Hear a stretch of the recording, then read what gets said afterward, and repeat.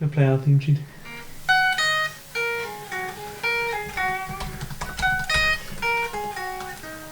I think that's how it goes.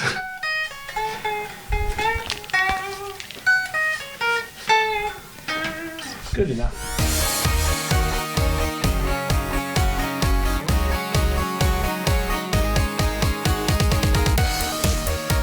This is the Naked Gaming Podcast with me, Lee Milner. And Chris Barrow. Oh. We're back. That wasn't very synchronised. It never is. We're back from holiday. Yeah, man. So Although I feel like my tan has faded already. As we landed. Yeah, it just kind of like fell off. Literally, as we touched ground, it was like, Goodbye. goodbye. So this is weird. We're at the Temple of Zeus, right? As you do, in Olympia Yes. with your dad.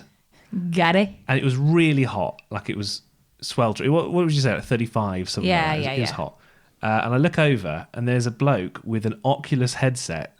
Like he put it over his eyes and he was looking at the It was so hot. augmented reality version of the Temple of Zeus where it like layered on digital stuff over the ruins. He was sweating quite a bit. That's the thing.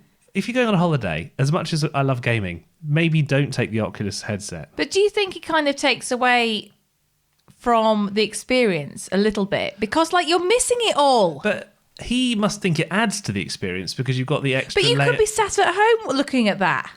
Maybe, I don't know how it works. Literally, Chris, Maybe you have to be just there. go downstairs, right? Go put your Oculus on, And I'll be in just the turn Temple the of heat. Zeus. I'll turn the heating up, and you will feel like you're there. Well, save us a bit of money, to be honest. Well, this month, our gaming reporter, Alex Rhodes, has been playing, not the Oculus, but something called Metaverses. The characters do sort of interact with their lines as well, which is, it's a small touch, but it's nice, really.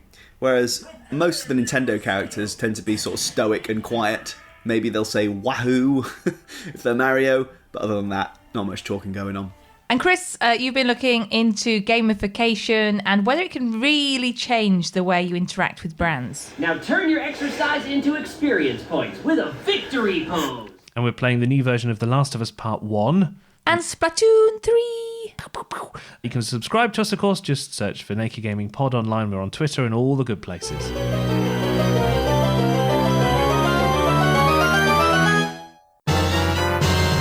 Let's start with Lee, who's got the news, and we'll begin with how the gaming world has reacted to the announcement of Queen Elizabeth II's death.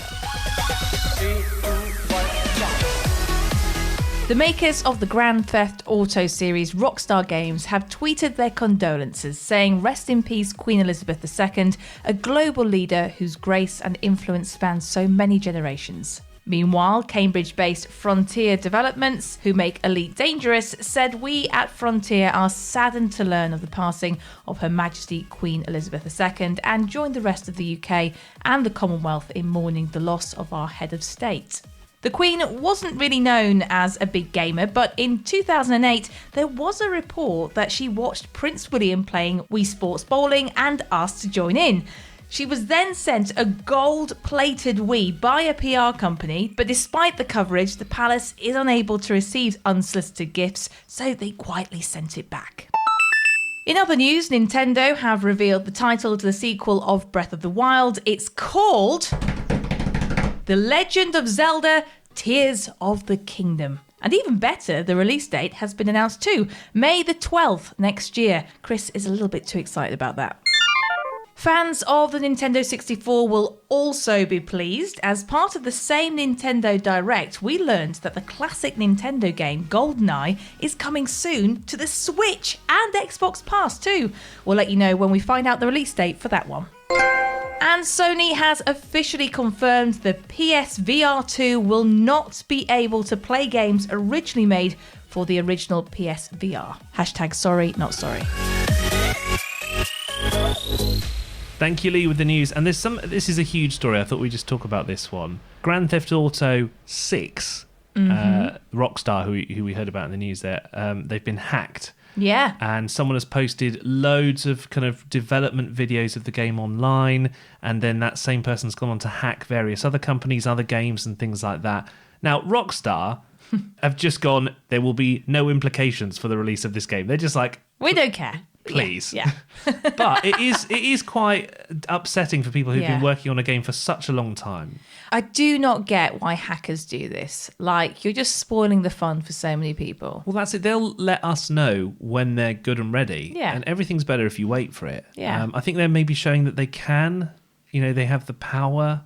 Maybe that's what it's about. Because they didn't ask for any money or anything. They just posted these videos online. And the thing is, you're not going to damage GTA 6. It will be the biggest selling game ever, whatever you do. So you might as well not bother. They're just joy killers. Stop kidding around. Snake? Now, video games are, of course, a multi-billion-dollar industry, and so it's no surprise that companies want to have a little piece of the pie. One of the ways they're trying to encourage more people to buy their products is something called gamification. But it's not all about money. Schools are getting involved too. And Chris has been taking a look at this new phenomenon. Phenomenon. What exactly is gamification? Well, it's not as complicated as it might sound. The idea is to take the sorts of things you might find in games like scoring points, collecting stars and climbing leaderboards, and use them to encourage people to engage with a product or a brand. Gamification is also used in schools to help kids learn. The hugely popular game Minecraft, for example, has an education edition. That's used in schools around the world to teach things like coding, maths and history. Philip Golden runs a coding club in Cambridgeshire, and they've used Minecraft to help children create a Bronze Age settlement. They agree on what the layout's going to be and who's going to build what. From that, each individual then designs their individual building, including the interiors. And once they have that done, then they come in and they implement it in a common world. There's also Duolingo. That's an app which is designed to help you learn another language. They've used something in gaming called XP, or experience points. Now, you earn them whenever you complete a new lesson in the app, or you do some practice, or even attend one of their events. More recently, the sports industry has started using gamification to encourage people to get fit. You might have heard of Ring Fit. That's a game for the Nintendo Switch. Well, I decided to give it a go. Okay, so I've got my Ring, I guess it's called. I've put the right part of the Nintendo Switch controller, I've slid it into the ring, and the left one I've attached to a leg strap. For someone who sits down all day, this could be interesting. Okay, we're in. It says here adults should supervise the use of this product for children, so looks like I'm on my own here. I'm sure it'll be fine. Right, let's go on adventure mode.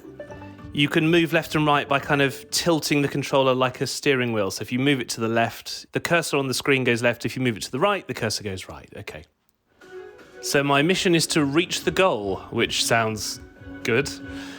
So I start off by jogging on a path. Here we go. So jogging up and down, and my character's running on the screen with... There should be a door just a little further along this path. Okay, I'm heading for a door. He's got a flaming head of hair. Pressing in on me. Ah, interesting. So if I press the ring, it fires out a kind of airy, blasty type thing. You can use it to do a kind of air jump. So I'm getting the ring, I'm aiming down, and then pressing it to jump. I feel like I'm running very slowly. I'm going to pick up the pace here. Running up some stairs, so I've been told to raise my knees. Oh, I tell you what, it's a bit tiring. So you can either squeeze the ring or pull the ring. If you pull the ring, it sort of does a vacuum motion. Listen to this. I'm vacuuming up all the coins there. That was a great run. Now turn your exercise into experience points with a victory pose. Okay, so I'm doing a victory pose now because I've completed the level. I've done my very basic victory pose there. 2 minutes of exercise, 1 minute 54 seconds. I've burned 11 calories, is that it? And I've run 0.34 miles. And I must say, I'm pretty tired. It's interesting because there's a moment when I was playing that mission where I forgot that I was exercising and I was just trying to beat the level, collect the coins, get to the end in as quick a time as possible. And it's giving me experience here for this level. So I could see how you could get into this, but are you going to want to put on this knee controller strap and get the ring out every time you do some exercise? Or is it more faff than it's worth? I suspect if you want to mix it into your exercise routine, it might make for something a bit more entertaining, a bit more variety. Well, there are some more unusual examples of gamification as well. The fashion house Dior recently put their clothes into a racing game. That's part of a new trend called gamification in fashion. Your special racing gear can be applied to your driver's avatar in Gran Turismo 7. Why would they do it though? It comes down to money, of course. Gaming is a huge market. So whether we like it or not, gamification is here to stay. Let's just hope that it's a force for good. That's interesting, isn't it? You played Lane Break from Peloton as well Yeah. in this podcast Yeah. before, and that's another type of gamification. You should listen back to that, actually. It's really good, and you get a bit breathless, so, you know, people little probably bit. pay a lot for A that. little bit. I'm pregnant now as well, so Can you imagine if you did it when you're pregnant? I just get like that just walking up the stairs. That's not gamification, that's just pregnancy. But it is it's a clever business model, isn't it? I mean, if you've got a brand like Peloton and you think, actually, we can kind of, Encourage people to go into gaming through our brand, I think that's a great money-making scheme. I'm just not sure how much it works for something like Gucci and all these fashion brands that are putting their merchandise in a video game. Like, okay, you know, if you've got What about Sims? That'd be great. Yeah, and it does Product work. placement. It already happens in reality TV shows. And also there are like advert billboard Yeah. type things in games already. But It's already happening, Chris. I suppose it happens in Netflix with the Stranger Things. They're like, oh, I love Diet Coke. Made in Chelsea. Made Yeah. in Chelsea. They Well, product everything placement. they wear you can buy. Yeah. I don't know. It's just I find it a bit saddening because I've paid the money for the game. I don't expect to also be advertised at. And if there should be an option where I'll pay 50 quid or I'll pay 40 quid and you can advertise at me. Right, is it time to check out some new games yet? I think so. Woohoo! Now, you know this, but just to telling our dearest listener, you know Monkey Island discs that we do? Yeah. That's based on the game Monkey Island. Huh? And the original creator of Monkey Island is back with a brand new game. Pirating is in my blood, like adrenaline or stale grog. I've been in enough scraps to fill a dozen scrapbooks. I've got stories about ships, fights, love, treasure, betrayal, and root beer. But how about one that has all of the above? My name is Guybrush Threepwood, and this is a story about the time I finally found the secret of Monkey Island. How long's it been? 30 years. Wow. So this is Return to Monkey Island. It's an old school point and click adventure, but with kind of cool updated graphics actually. And you can get it on the Switch and the computer. Actually, I want to talk about this. You spent hours trying to make the Switch, the old Switch, work for me personally, haven't you? So we've got two Switches. We've got the original Switch and then the OLED special screen Switch. Yeah. And I've got the special screen Switch, and you've got the original. Yeah, because I just like the I like You the, like the I like basics. I like the original, but we couldn't find a way for all of our games that we share to play on the old Switch. So if I bought a game, let's say like Little Nightmares 2 originally, and you wanted to play it on your Switch, there's a fiddle that you can do, but you have to be connected to the internet all the time to make it work. Yeah. So the easiest solution, if you want to take it anywhere, is to buy the game again, which is absolutely stupid. But So that's what I've had to do. you've had to buy all the games again under my account. That you want to play, yeah. How much does that cost you? Too much. Okay. If Well, you'd like anyway. to sponsor this podcast, I need to pay back those games. Back to my original point. So one of the games you've got me is that Nintendo bonus pack where you've got loads of the old games. Oh yeah, the Nintendo 64 and the SNES. Yes, some of those games still look old school. They look really pixelated. Does this look like that? Because I'm not a fan now. I've kind of got used to the nice fancy graphics. So the old Monkey Island looked like that. The new Monkey Island has new updated art style, a little bit like that film Klaus that we watched. Oh yeah. It's kind of like that. Now, I was playing it on the Switch because I thought I'm not going to whap out my laptop on the tube. Okay, and Are you point going to say something else then? and point and click my way to glory. So I got the Switch out instead. And originally I was playing this game with the analog stick, which does work. You can play it with the analog stick. But when you move, it shows up every clickable object on the screen, and it totally ruins the experience. And then I realised that you could touch the screen because it's a Switch, of course. I always and you forget. could point I and always click. forget that. So as long as you don't play it with the analog stick, Yeah. it's really good. And you have to like a point and click. You have to like the vibe of the story. It's like a very meta story. It's quite comedy based, but it's really, really fun. I mean, it's a totally different type of game that people are making nowadays. And it's Switch and PC, 20 quid. And I'd say it's a very solid 8 out of 10. But if you're a huge fan of the originals, it's going to be a 10 out of 10 for you. So it's well worth a play and something completely different.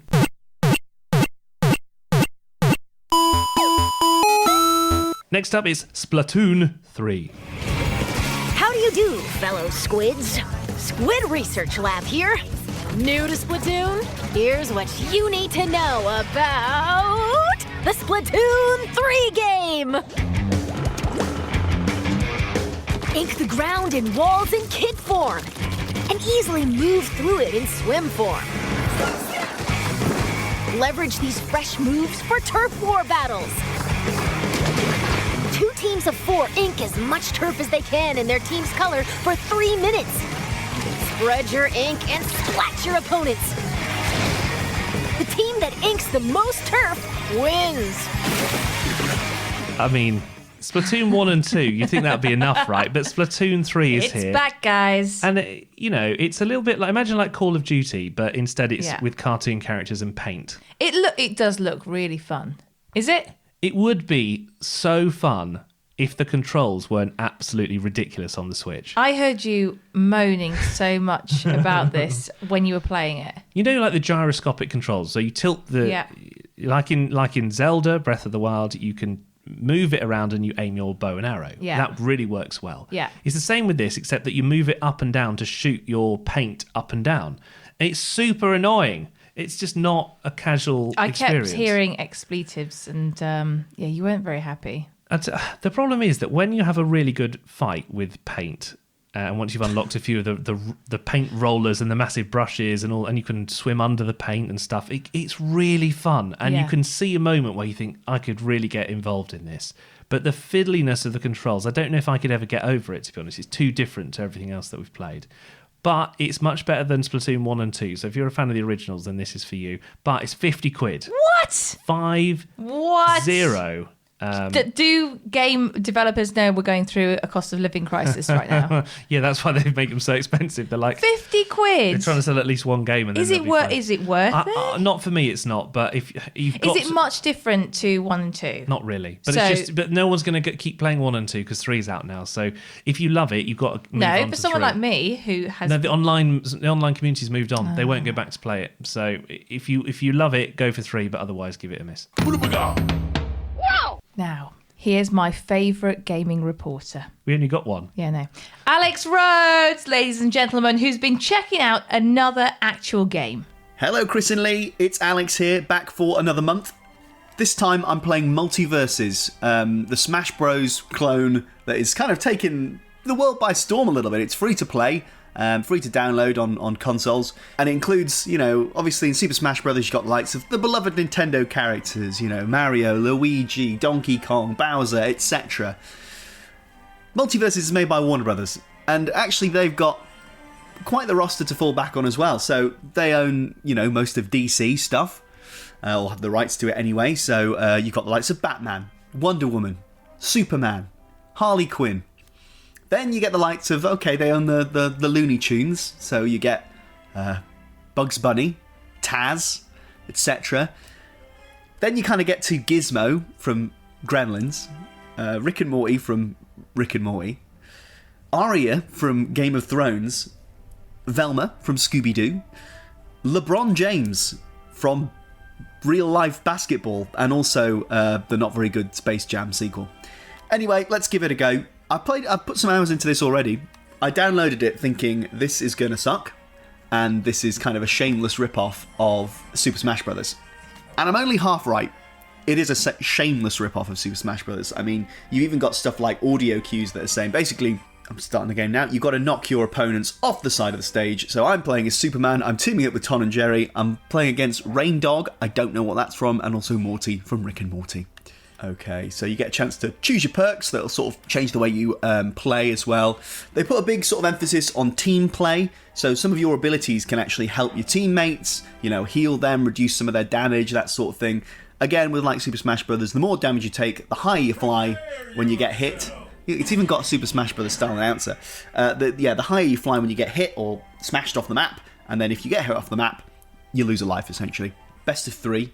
It's going to sound absolutely chaotic because it's very fast-paced. The move list is pretty good, because I was thinking, well, what are they going to do for, Velma?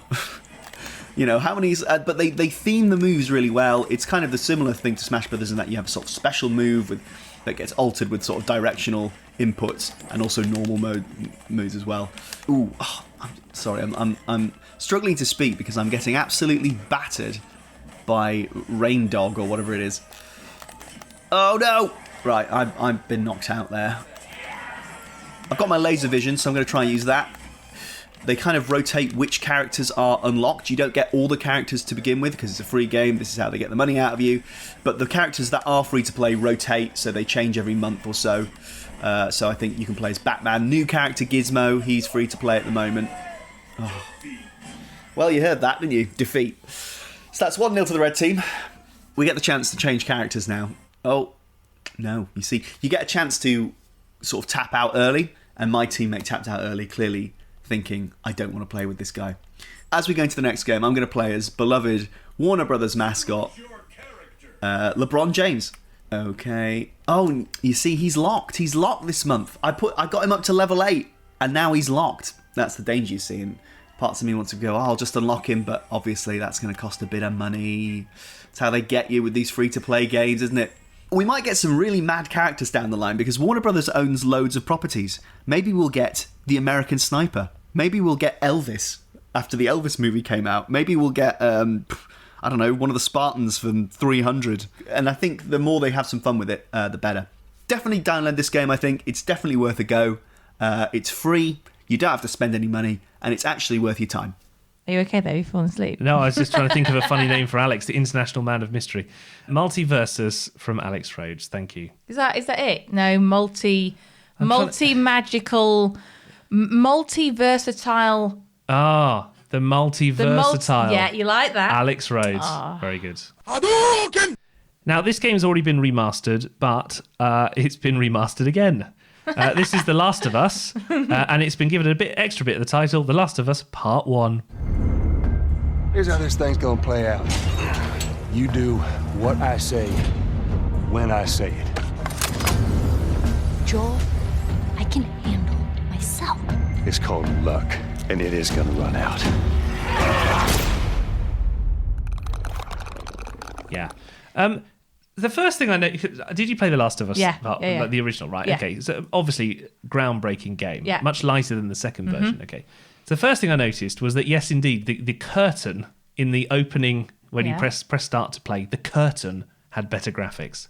I thought, okay. Whoa. They've spent a long time here. And when they say they're remastering everything and this is the definitive version, they mean it. This is the definitive version.